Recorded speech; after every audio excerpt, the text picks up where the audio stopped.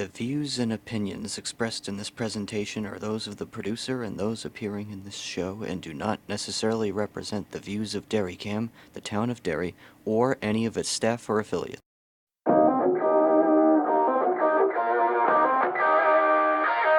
Hi, I'm Anthony Henry. Welcome back to America's Ass. We are on episode 22.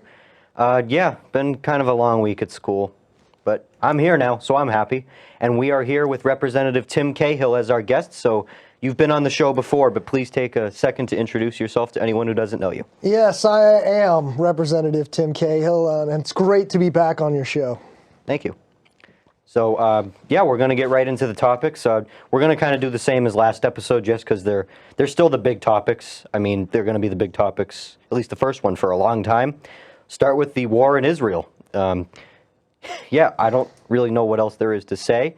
A hospital was bombed in Gaza. That's, I think, one of the big new updates. Tim, you participated in a vigil at the State House, so...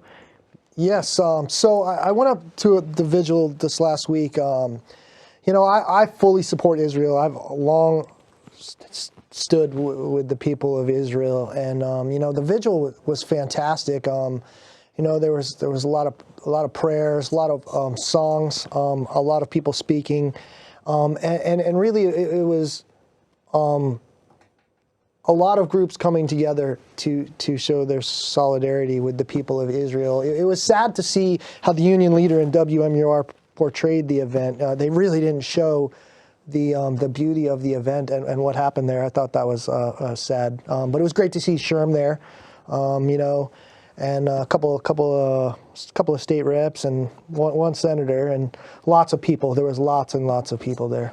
Yeah, I saw the photos online. I was pretty happy with the turnout. As most of you know, I have a pin right here. I do support Israel. I think most Americans do. There's maybe a select few that don't, and some of them are in power, unfortunately. It happens. This whole thing, it's really sad. I mean, cause and effect. We have to lay cause and effect on where it firmly belongs. The fact that we've opened up giving money to Iran, not only under the Obama regime, but most recently with the Biden regime, that's a clear cause and effect. When you arm terrorists, this is what you're going to get. Not only with weapons from Afghanistan, but freeing up billions of dollars to them under the guise of some trade for prisoners. It's clearly the blame lies on them, and I think the American people and the world deserve to know the truth about that. Like I said on my last show, a lot of this has to do with Biden funding the wrong thing, whether he realizes it or not. Most likely not, because he's Joe Biden. We just have so much military and war disasters because of Biden. Again, think to Ukraine, think to Afghanistan. You can definitely make the argument that the cartels at the border, that's a bit of a war itself. It's just absolute insanity, the world, how the world is with Biden now. You're 100% correct. That is another war. I hear from people all the time, the war on drugs is lost, but the war on drugs is raging. Our enemies are using the border to bring drugs to kill our people and make them dumber and make them weaker. And they're doing that so that they can get into a kinetic war with us down the line, right? They're weakening us now, and the people need to be aware of what's going on with that. And the border is absolutely a front, 100%. And the northern border, too. Totally.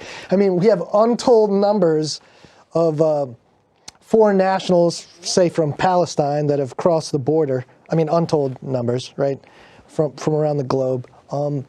It's only a matter of time before we have an incident on our soil.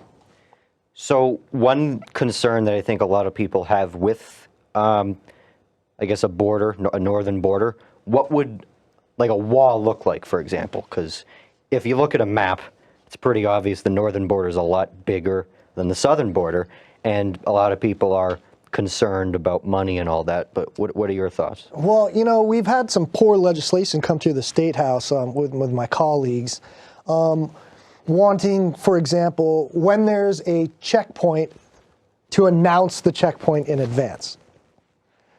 You know what I mean? So if we start doing smarter policies, we won't need a wall if we support our law enforcement and our border patrol agents and don't tip their hand when they're doing checkpoints and things like that. You know, I mean, that's like, you know, giving the kids the answers to the tests in advance, right? You know, you're not really finding out where they're learning it over at your school if you're giving them the answers to the tests.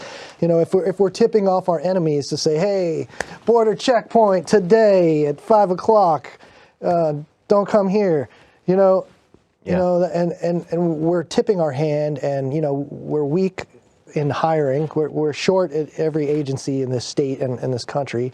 You know, and it's a lot of cause and effects. I mean, I'm not sure if a wall is the answer. We have contracts for like mowing. We keep that border mowed. There's like a certain number of miles that are just mowed, right? So we have contracts where we pay people to keep the border open. So, you know, we have drones, we have cameras. There's lots of things we could do, but definitely not like hindering our law enforcement anymore is really the way to go. And like look at Austria, for example. That's a great example of a country that has good borders with their program. I saw this documentary on Fox News about it. Like, they do a really good job at securing. And I remember Biden saying something, I think it was last week or the week before, that he couldn't stop the funding to the southern border, because I don't know. But. You know, I lived in Cold War Europe. My dad was stationed overseas in the 80s. So I visited lots of countries, and I've seen lots of borders around the world, right? You know, I saw Berlin, like the ultimate border, right? And, you know, a country with no border isn't a country. Yeah. So, switching topics, we will now move on to the crisis at the Washington, D.C. Dome. The speaker vote. We talked about it last week.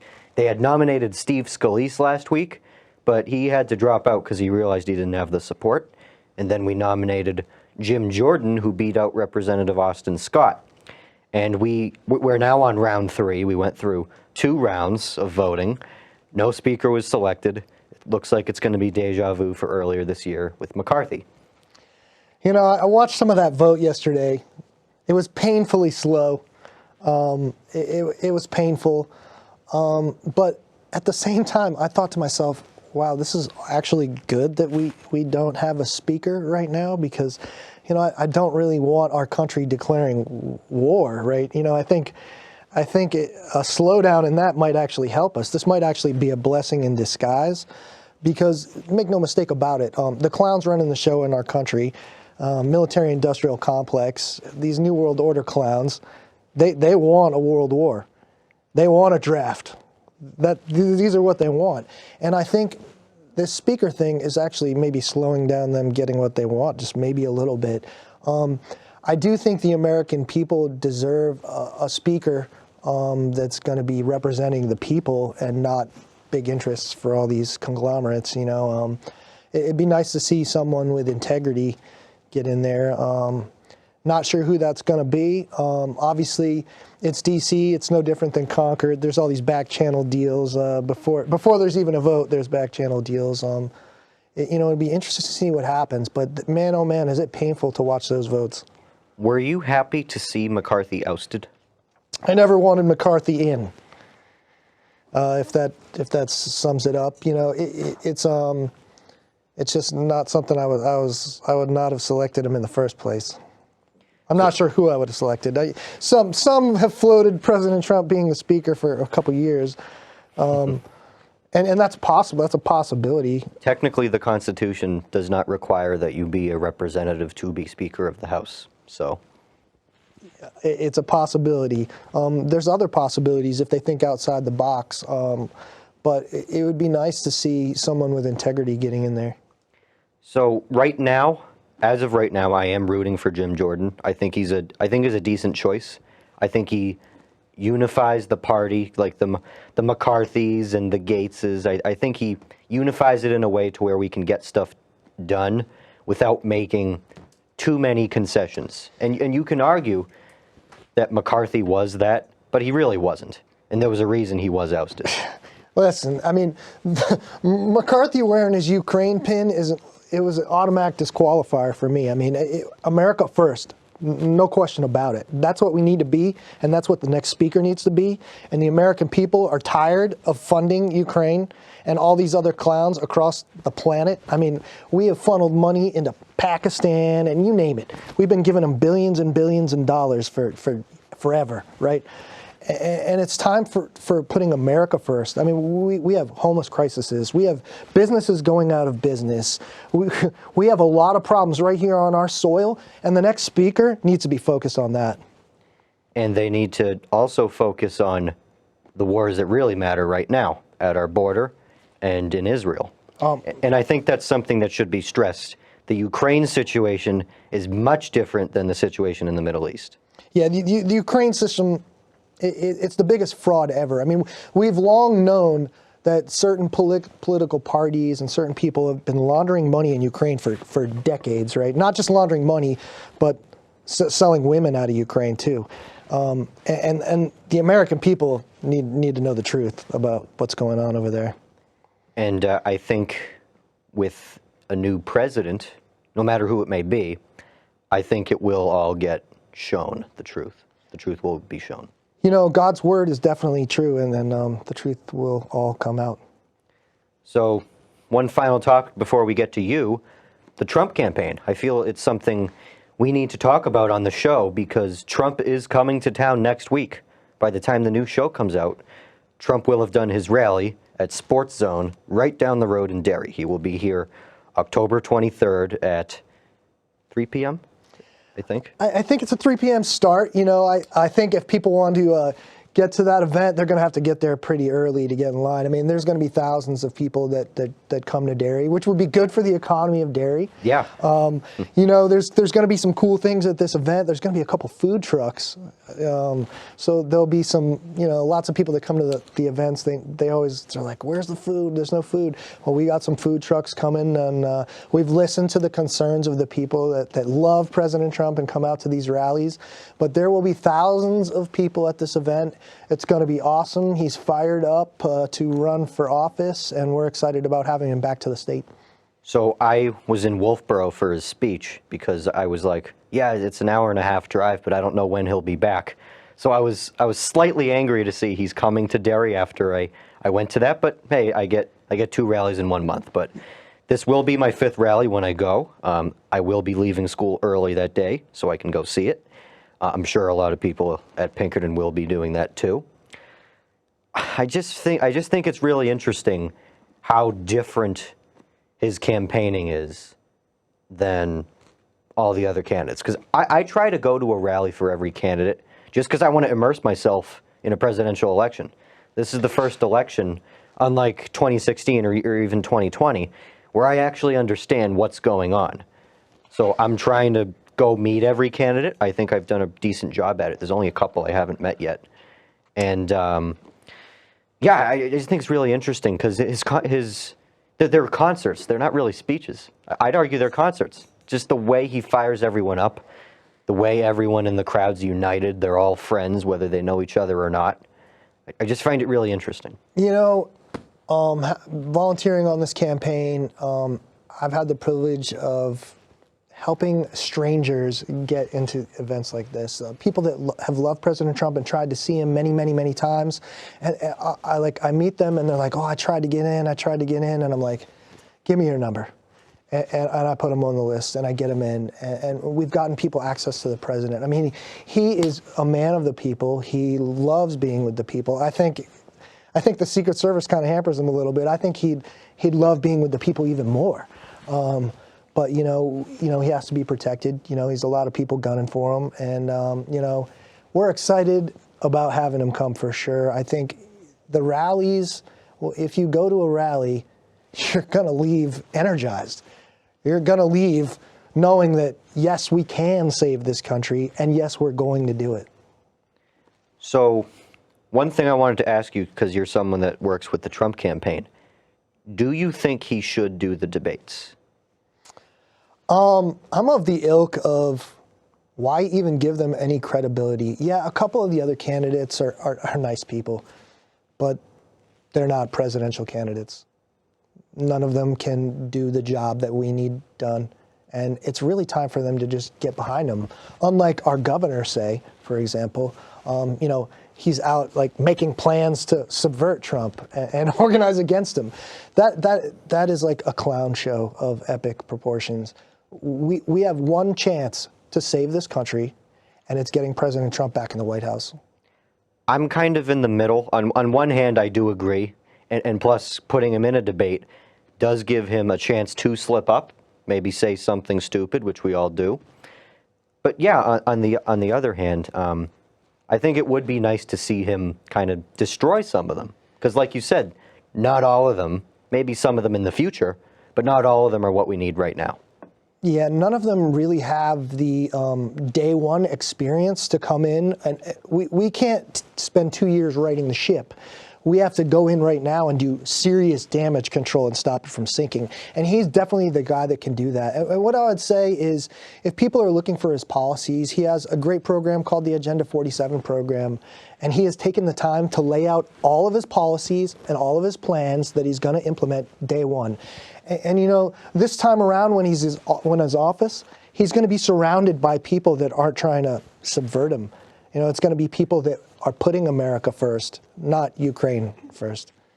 So, do you think there's anyone running that is cabinet material, running in the primary? Absolutely not. I think they've all shown that they're not putting America first by even putting their name in the race. Like Kristi Noem came out and said, you know, why would I run to lose? Why would I do that? She's on the right track.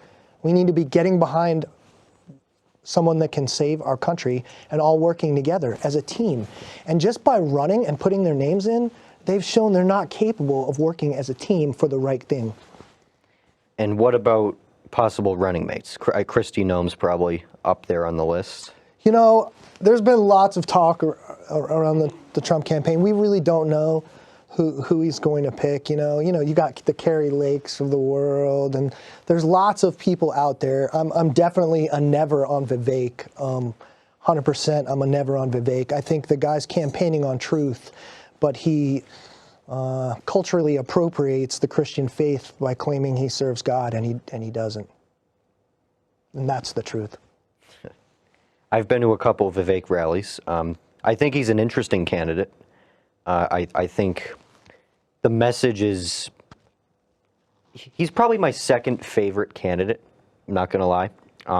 I think he's an outsider, which is what we need.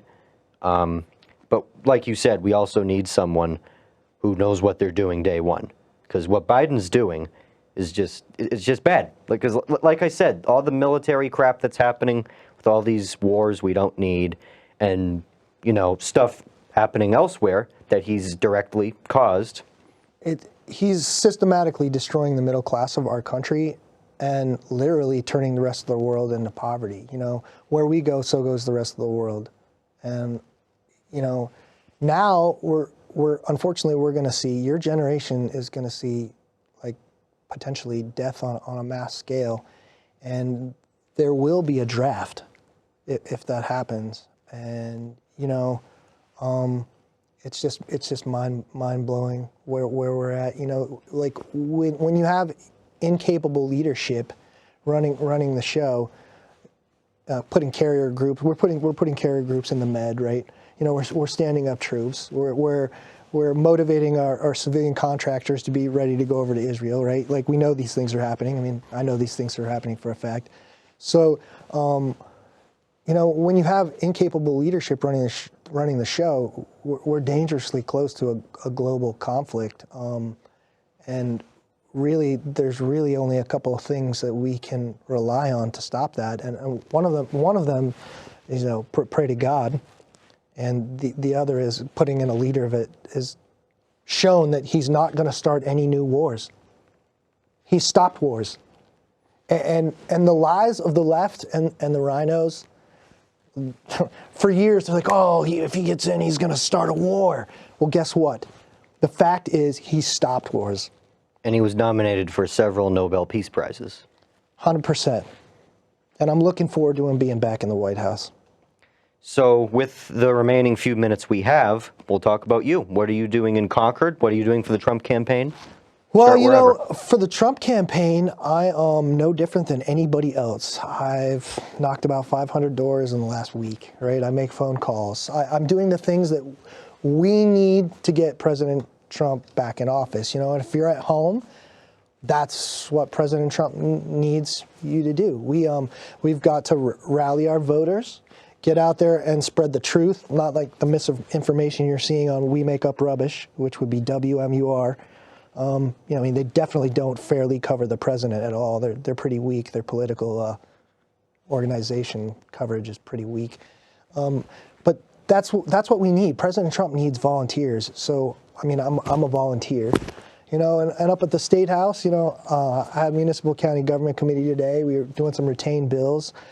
Last time we talked a lot about the drug issues, and you know, Sherm graciously appointed me to the Study Commission for Marijuana. So I've been doing a lot this summer with that, and you know, that's picking up pace. We got tons and tons of meetings coming up. We'll be meeting a couple times, a lot coming up to January. Talking about the proposed plan for state-controlled marijuana sales through the franchise. You know, which is an interesting concept, but, you know, I've been learning a lot on that commission, and, you know, anything that can make me better for the people is awesome. So we did talk about drugs last time you were here, and it hasn't really gotten any better. There's been a few straight up drug busts in the bathrooms at school, like multiple cop cars zooming in and pulling like 8 students out of the bathroom for dealing. It's the same, and the border, I think, is a direct cause of that. You know, we've got cartels bringing in lots of drugs, funneling them through Chicago down to Lawrence, right? You know, we got lots of problems there.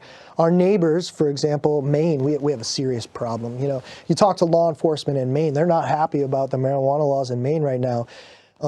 It's allowing Chinese nationals to buy up residential homes in regular old neighborhoods like you guys' neighborhood and your neighborhood, and turn them into drug houses, and there's nothing anybody can do. The law enforcement's hands are tied; they're cuffed. And you know, we know, like, we have problems with Chinese nationals buying up our farmlands. Now we got them buying up our houses and turning neighborhoods into just easy grow houses and selling drugs right to the people right there. And none of that helps the American people. It makes them dumber.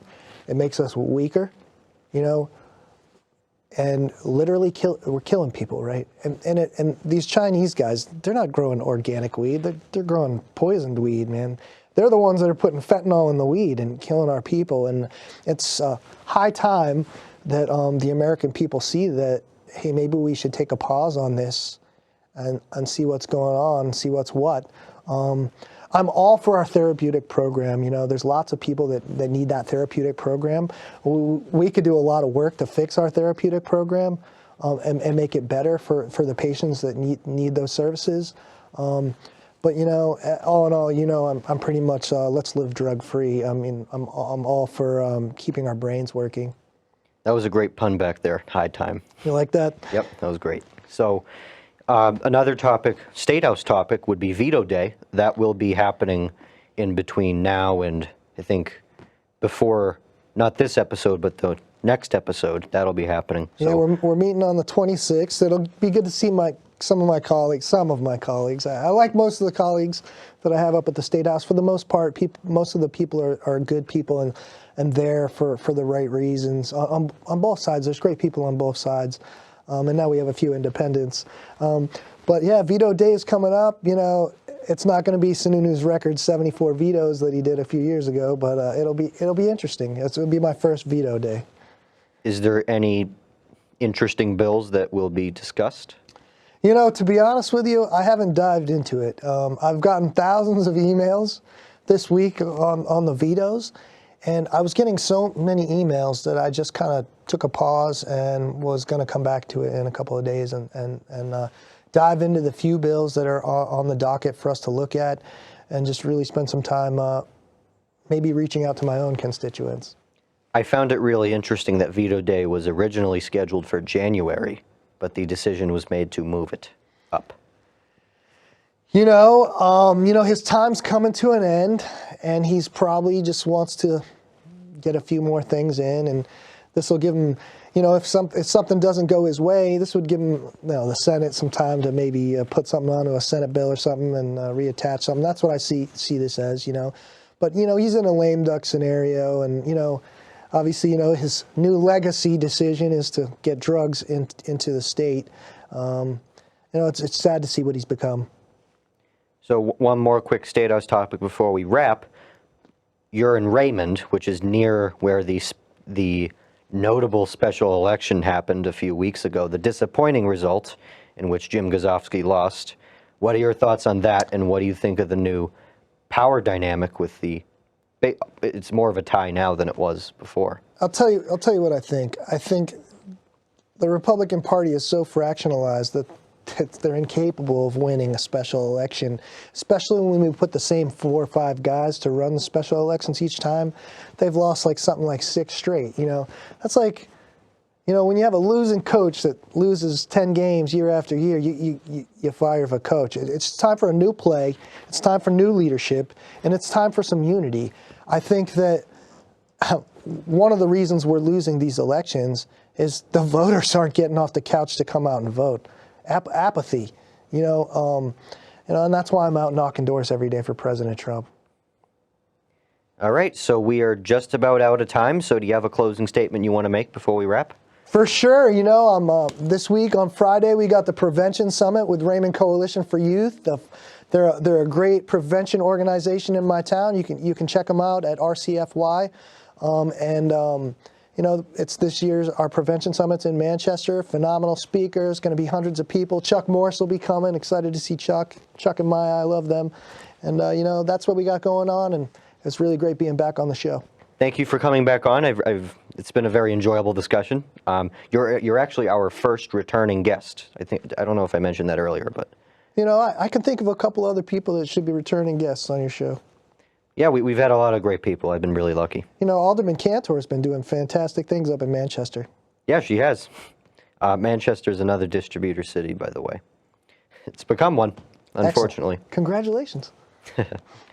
All right, I'm Anthony Henry. This has been America's Ass. Thank you for watching.